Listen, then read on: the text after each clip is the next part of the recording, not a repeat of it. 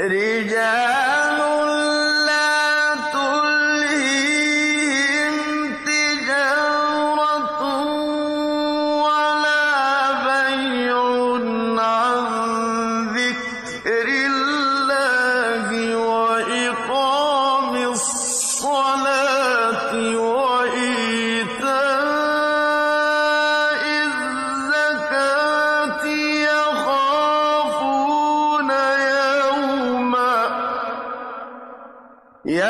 يخافون يوما تتقلب فيه القلوب والأبصار ليجزيهم الله أحسن ما عملوا ويزيدهم من فضله